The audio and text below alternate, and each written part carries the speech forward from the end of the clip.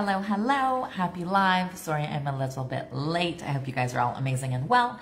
I am going to do the normal, talk about basically what's been going on in real estate, do a little bit of happy news, as well as answer some of your guys' questions that have come in. So I'm going to dive right into the first question. I do have to get going, and obviously I'm late already, so I apologize. So first question comes from Jeff, and Jeff is in Aurora. Jeff said, I am on a month-to-month lease. The landlord is selling it and said I need to move out on September 1st. For him to do so, but he hasn't listed it yet. Is that allowed? I've heard mixed messages.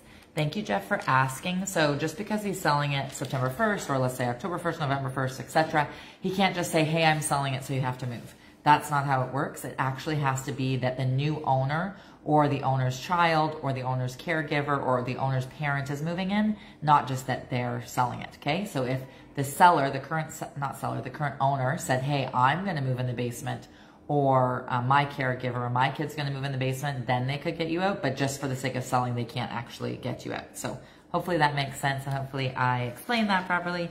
So I'm going to do a couple things of happy news before we get to the real estate. So the first one is from drab to fab. So there is I don't know if it's a city or a town or whatever, Gloucester in England. And basically a lady's lived there for 44 years. She's 44 years old. And a lot of people complain there it's really depressing and it's boring and there's nothing going on there, etc. So she decided, hey, I'm going to paint this whole section, this whole street of homes, let's just say the first 12 homes, etc. And she's going to do them all bright and funky colors. And then that went over really well, and other streets were like, hey, come paint our street. And so she started to do that. So now she's actually painted 134 homes, and she's used over 1,300 liters of paint. And now the township pays her to do it, because before she was just doing it for free. And now she has murals on the side, etc. And I just like it that she's boosting the morale there, and supposedly home prices are up 30%. So that's cool for her, and taking it into her own hands. So next question comes from Charles, and Charles is in Barrie. Charles said, what is an escape clause? Thank you, Charles, for asking. So an escape clause means that you can still offer the property for sale. So let's just say you live at 123 Main Street, and somebody says, hey, I have a home to sell. I want to buy your home, but I have a home to sell. So you say, okay, fine, you can sell your home, but I need an escape clause. So that means if somebody else doesn't have a home to sell, or they have a property that you think will sell more, then you could potentially bump those people. But those first people that have the foot in the door, they would basically have 24, 48, or 72 hours to firm up or to back out. So that is an escape clause, meaning, hey, we could potentially escape to sell to these other people, but doesn't automatically just go to the other people. The first people do get that first right of refusal to say, hey, yeah, we can still buy it, or no, we can't, unfortunately, and let it go to the other people. Okay, so that is an escape clause. Next thing is about a magician, and pets love me some dogs. So there is a magician, and basically he used to perform to like A-listers and corporate events, etc. And then, I don't know if he got the idea or somebody asked him, but to go into shelters. And so he'd go in and, you know, make dog treats disappear and make dog toys disappear, etc. And they would get the dog's reaction. And then they would videotape it, and actually it skyrocketed the amount of adoption since then. So as the dogs see, and they're like, and then they get all excited when it disappeared and stuff. So it's really cute, and I just like that obviously adoption's up, because I have a rescue dog. So if other people get rescue dogs, I like that as well. Hi Margie, how are you? Isn't that cute that a magician is going into these shelters and like doing tricks with the dogs, and the dogs are getting all excited, and then they're getting more adopted than normal. So I thought that was cute. Next question comes from Stephanie, and Stephanie is in Barrie. Stephanie said, my lawyer mentioned title search and title insurance to me. I was in front of my in-laws and my fiance, so I didn't want to seem dumb. What are they talking about? So title search is basically usually 2 weeks before closing, they'll start to search title. So they're going to look, are there any liens against the house? Let's just say maybe they haven't paid their property taxes for 4 years or 3 years or 1 year, etc. You basically don't want to buy their debt. So the lawyer is going to make sure that there's nothing going on with title, there's nothing funky, they didn't finish the basement, not pay the contractor, and then the contractor put a lien on the house, etc. So that's them checking title. And then title insurance is basically, let's just say you buy the home and there's a fence in the backyard, and let's just say you find that the fence is actually 2 feet onto the neighbor's property, and they say, hey, you have to tear it down and move it over, then title insurance would cover that. So that is title insurance and checking title. Okay, so hopefully that helps. What else? I think there's one more thing before real estate. So 1 out of 3 people in North America said that they would adopt a child.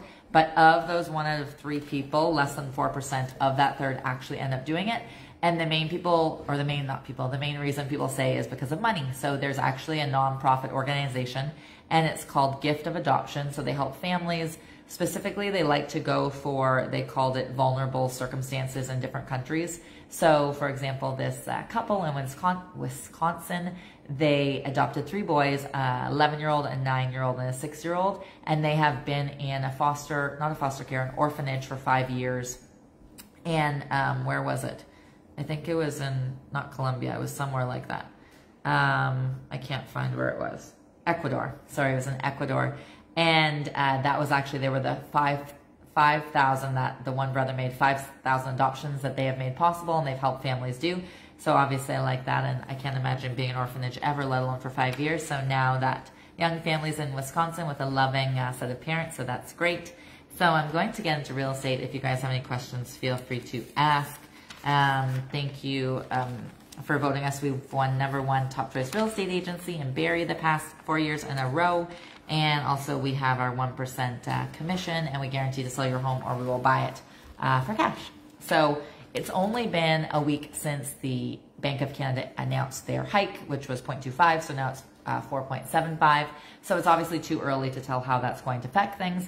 However, this past weekend, we listed a home on Thursday. It was listed for $499. It had 108 showings plus 48 families, not just people, 48 families through on the open house for the 2 hours. We got 29 offers last night. So it was listed for $499, sold for $720. And majority of those people were first-time buyers, okay? So something that I noticed different from regular bidding wars is a lot of people had conditional on finance inspection. There were obviously some firm people. There was even one person that had the sale of a home. But when you get into more investor things, so let's say 2 kitchens or higher price points, then they tend to not have the conditions just because they've built up the equity. They've done a bunch of flips over the years, or they've moved up in the real estate ladder, etc. Whereas when they're first-time buyers, they obviously haven't had that chance to make that money. So that is something I noticed last night with the 29 offers. But just because people are asking me, like, how is it affected, you know, the rate going up and so forth, and it's too early to tell. It's only been a week. But that is just to give you an idea of what went on this weekend, and it was still crazy. So obviously, with interest rates being higher, a lot of people will say, is there anything even affordable still in Ontario? A lot of people are leaving the province and some even the country. So there was an article done recently about homes that are less than $200,000 in Ontario. Now you have to use your imagination a little bit. So for example, in Scarborough, there is a home and it's in a marina. It's not really, I guess you could say a home. It's a boat in a marina and it's $150,000. It is only 250 square feet, so it's quite small. Not to say the size of the dining table I'm sitting at, but pretty close. And you would pay your land lease fees, so kind of like a mobile home or a trailer park. You'd pay mooring fees, which I don't know what that's called, like to dock your boat, the mooring fee or something, and you'd pay your property taxes. But $150,000 is cheap. Yes, it's small, kind of reminds me of New York City, but it's $150,000, so that was, I guess, an option for people. Mooring fees were pretty cheap, $811 a year, and taxes were $796 a year, so it was pretty cheap. There's actually less than 1% of Ontario cities that have properties available right now for less than $200,000. And more than 25% of places in Ontario actually have 0 listings under $200,000. Hamilton has 0.34% of their listings are under $200,000, and they had a couple of 1-bedroom, 1-bathroom condos. You obviously then do have the condo fees on top of that. Ottawa had 0.25% out of 100%, less than $200,000. Toronto had 0.04% under $200,000. Again, that random boathouse, etc. And Mississauga and Brampton had 0. It's hard to, whatever. 0. I feel like I'm backwards. 0. 0 under 200,000. Okay. Waterloo actually had the highest, so they had 3.13% of homes are under 200,000, which is not bad. Majority obviously are mobile homes, so you do have that land lease fee on top of your property taxes. A lot of people think, oh, the land lease fee covers the property taxes, and it does not. So you have your utilities usually, unless it's covered in the park, but you usually have your utilities and your land lease fees and your property taxes. And then next highest was Kawartha Lakes, and they have 2.62% under 200,000 of their 100% basically. So 2.62. So what else was I going to say? There's a trailer park in Waterloo, and they have 10 homes listed right now between 125 and 200, but you can only live there for 10 months of the year, so you have to like snowboard to Florida or wherever, Arizona, etc. Now, if you could afford a bit more, there was also something about homes under $600,000 in Ontario. And for example, you can get a brand new build on 1.2 acres with 5 bedrooms and 3 bathrooms for $599,000. And if you're wondering where that would be, it is 25 minutes from Bancroft, which is kind of up towards Algonquin Park, for $599,000. So you could get that for under $600,000. There's also a 3-bedroom, 3-bathroom detached in Sault Ste. Marie for $589,000. With a double car garage. And then 3.5 hours north of North Bay, there was a place on Iroquois Falls. It's 4-bedroom and 3-bathroom. They have high ceilings and it's on the river, which is nice to be waterfront, and it's $575,000. Just to give you an idea of what you can get under $600,000. I'm going to do local, you know, of this has gone on in Barrie and Oro, etc. But sometimes I just like to do a little bit off. And then an hour east of Ottawa, there's this place I've never heard of called Maxville, and you can get a brand new house there with 21-foot ceilings for $607,000. So that's kind of cool if that's in your budget. So if you're wondering what you can get in Barrie, you could get a newer condo. So a 1 or 2-bedroom newer condo, there's a bunch under $600,000. Again, of course, you do have your condo fees. You could get an older townhome for under $600,000, and there is a detached home on Tiffin right now under $600,000. There are a couple other ones under $600,000, but they're holding offers, just like we were doing the $499 and it sold $720. So just because you see under $600,000 doesn't mean they actually want under $600,000. So that is that. Now, I have mentioned in the past about tradespeople. So they're guesstimating that there needs to be about 100,000 extra tradespeople in Ontario for the next decade, basically because the amount of immigrants that are coming to the country, as well as the 1.5 million new homes that they're supposed to build by 2031. So this year actually it's been up for the amount of people that are applying, which is really good. So the apprenticeship, so it's up 24%. So last year they had 21,971 apprentice workers. Or applicants, I should say. This year they had 27,319. And 28% was up for women that were registering, which was kind of neat. And they've also been doing tons of like job fairs kind of thing for kids grade 7 to grade 12, and saying, hey, here's the 144 plus trades that are possible for you, and blah, blah, and trying to get them into trades just to get everything going so we don't have a lack of housing for people. So currently there's about 1.3 million people in Ontario that work in the trades. However, more than a third of them are over 55, so obviously closer to retirement, etc. So that is why they're trying to get a bunch of new faces and new people in there. So sales were higher last month, more so than the prior month in Canada, in every single province except 2, which was great. And that doesn't mean the average sales price, it just means the number of homes sold. So that was really good for May. And so actually the highest place was Nova Scotia, so they were up 7%. Ontario was up 6%, and BC and Alberta were only at 4%. I won't go through every single one, but that's just to give you a generalization. Another study looked at average incomes versus what the homes cost. So basically, how long do you have to work to pay off the home, etc.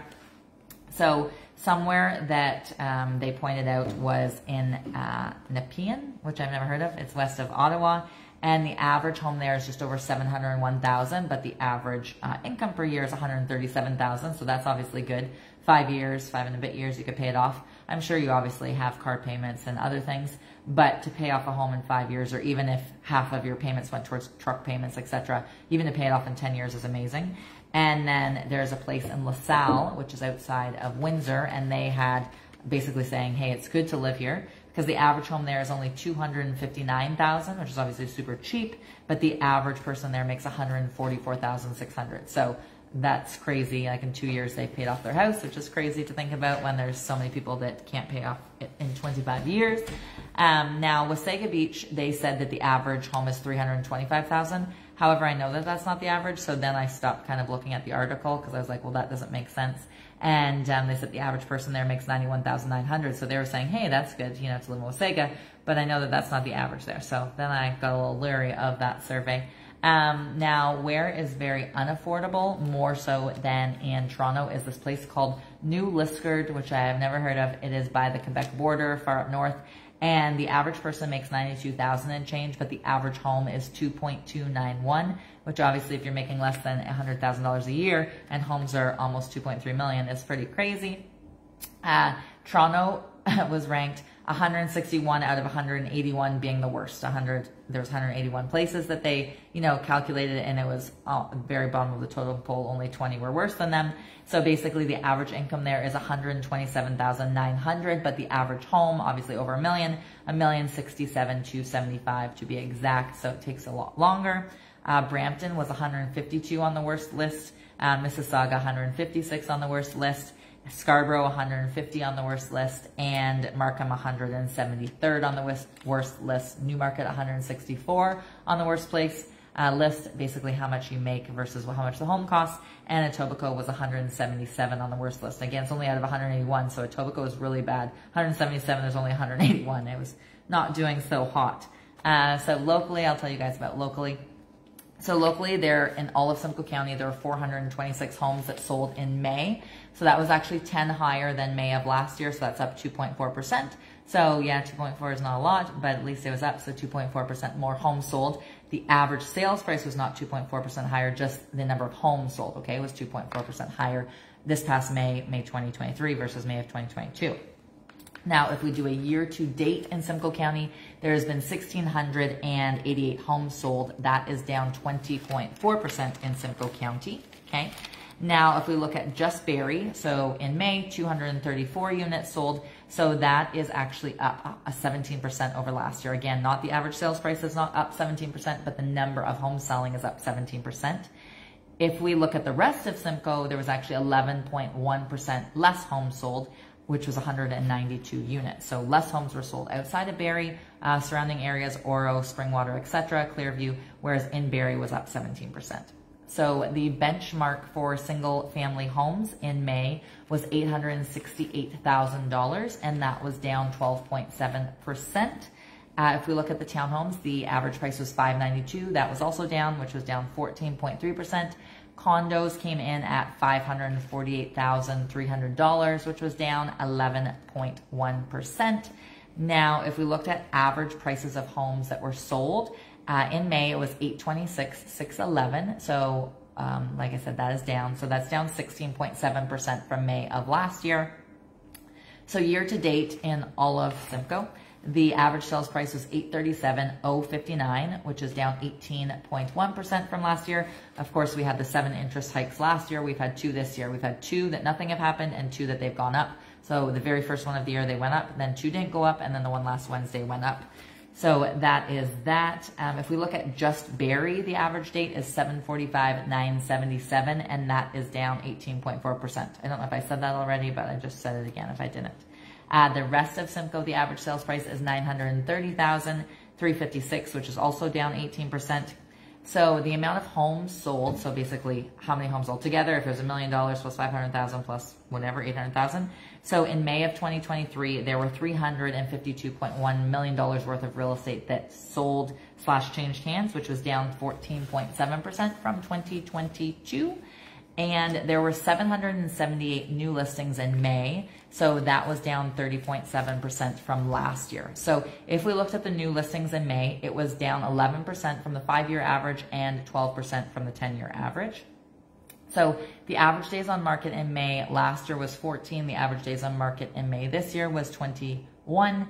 And if we break that down further into single family and townhomes, so in 2021, the average days on market for a single family home was 10. And then in 2022 is 14, and in 2023 is 19. If we look at condos and townhomes, the average days on market in 2021 was 12, in 2022 was 15, and in 2023 is 25, okay?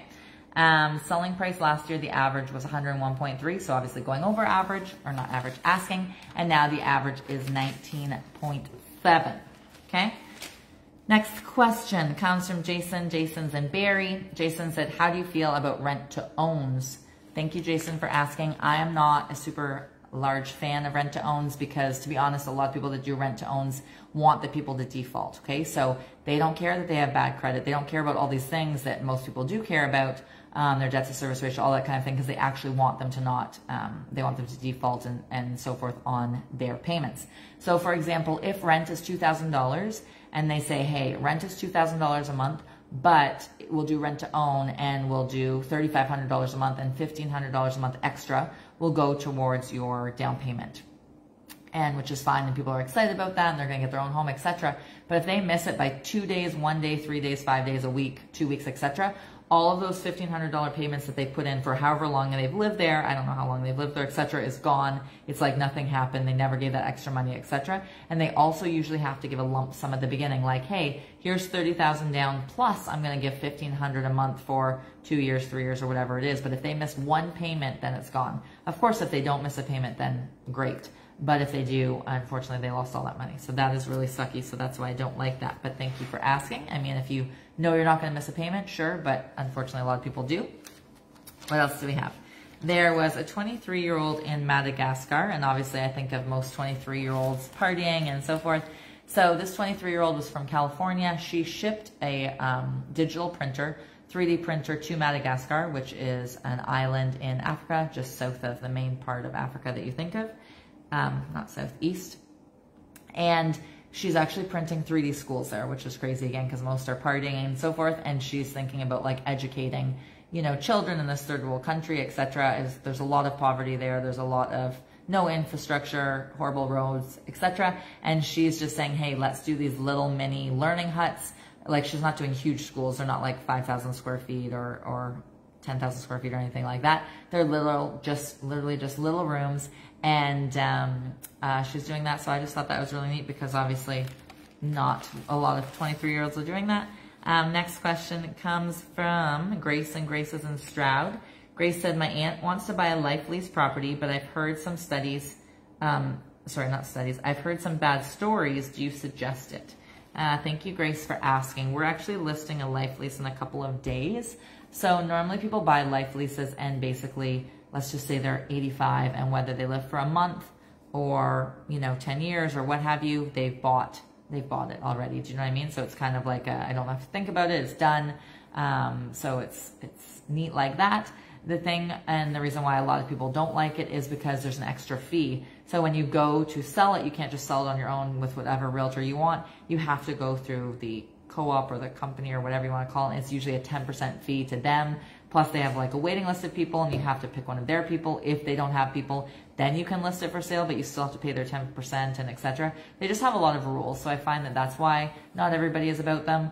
Also, let's just say the person leaves it to their grandchild who's 23, but the grandchild's not allowed to live there till they're over 65, etc. So it just makes things a little bit more difficult. But I'm happy to jump on a call or something like that with you, because there are some other things, but it's just a lot to go over in here. But I'm happy to go over them with you if you wanted to give me a shout anytime. What else? So obviously there's lots of mental health and things going on, and lots of help for people, and sometimes not enough help for people, etc. And there's all different types of therapy. So there's a new type of therapy, and it's actually with sheep. So there's these two ladies, and they have these sheep that are Valius black noses. I don't know. They're really fuzzy, and they are very smart, and supposedly are kind of like dogs. They're friendly. They like to lick. They like to play. They like to roll on the ground, etc. and kiss people. So they actually are like a mobile company, and they will go to your home, they'll go to your school, they'll go to a nursing home, etc. And they bring all these sheep, and the people just kind of lay on the ground and play with the sheep, etc. And it's helped a lot with OCD and anxiety and mental health and what else did they say, ADHD and so forth. So again, I just like happier news and people thinking outside of the box. So I like that. So next question comes from Lee and Brandon, and they're in Hillsdale. Lee and Brandon said, our mortgage is coming to renew. Should I pull out extra money to do our kitchen and roof, or keep it as is and keep our payments down? Thank you, Lee and Brandon, for asking. So I don't, of course, know your financial situation. So let's just say when you bought the property, maybe Lee was on leave, like say you were on pregnancy leave or maternity leave or whatever you want to call it, and say you're on leave, and so you didn't even take her finances into account, and you're like, hey, we're super comfortable, now she's back to work, now our kid's in grade 1 and we don't have daycare, etc. And so we're fine with like the extra payments, and you want to do your kitchen, you want to do your roof, cool. I would just make sure you look at everything, because let's just say you were both working at the time, but now you've bought a new truck, so you have an extra payment, and now the interest rates have gone up, and before you could get under 2%, now you can barely get under 5%. I would just look at everything, because I'd hate for you to be super strapped. Yeah, you have a nice kitchen, and you have your roof done, but you're strapped, and then you end up having to sell and so forth. So I just look at everything, because I don't obviously know your financial situation, but thank you for asking. So obviously when somebody's at Lowe's and they work there, etc., and they go to the plumbing section, they're maybe just expecting to help a family with a little side, you know, faucet there or fix something or what have you. But there was a fellow and he saw a young family and he thought he was going to help them with that. And turns out the fellow was using the PVC, basically kind of like bars, I think of like gymnastics, and to help their son, because he was born prematurely at 23 weeks and he has quadriplegic spastic cerebral palsy. My sister has cerebral palsy, but not that kind, quadriplegic spastic. So I just thought that it was cute. This fellow was able to help them, and normally he'd just say, hey, here are the 2-inch ones or whatever, but he cut them forward and helped them make it all and got it all set up in the store so they could see that, hey, this works for our son and so forth, to help him practice walking. So obviously I just like that. Again, I like different news and happy news, etc. So anyways, I hope you guys go after all of your dreams. Be you, be vibrant. You deserve everything. And thank you for popping in. Have a super evening.